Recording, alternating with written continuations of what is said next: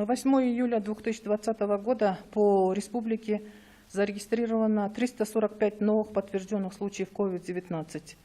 Из них в городе Бишкек 183 случая, в городе Ош 22 случая, в Чуйской области 51 случай, в Иссыкульской области 24 случая, в Ошской области 7 случаев, в Нарынской области 14 случаев, в Баткенской области 21 случай, в Джалабадской области 23 случая. Все 345 новых случаев местные.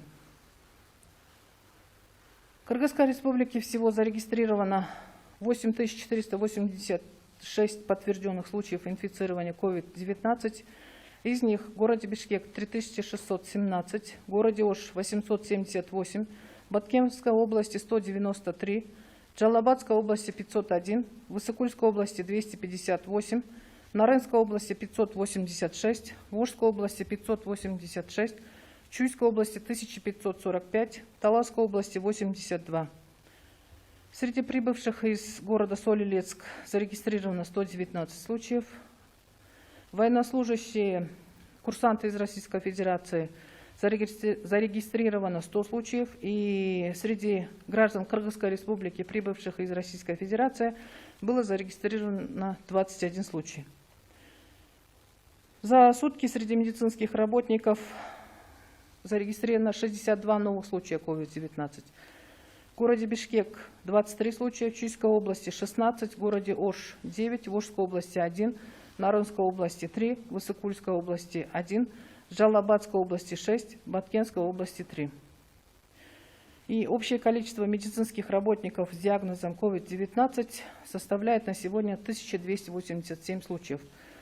За сутки выписаны из стационара с выздоровлением 7 медицинских работников. Всего по республике выписано с выздоровлением 522 медицинских работника.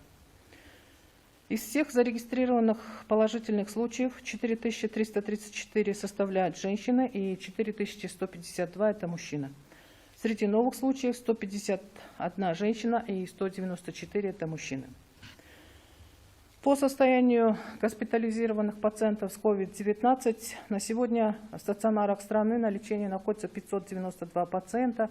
Из них 89 в тяжелом состоянии и 17 из них лечатся в реанимационных отделениях. Состояние средней тяжести 345, в удовлетворительном состоянии 158. Выписаны после лечения домой 2983 пациента. Количество летальных случаев составило 112. В лабораториях страны за последние сутки исследовано 3286 образцов на COVID, для подтверждения COVID-19.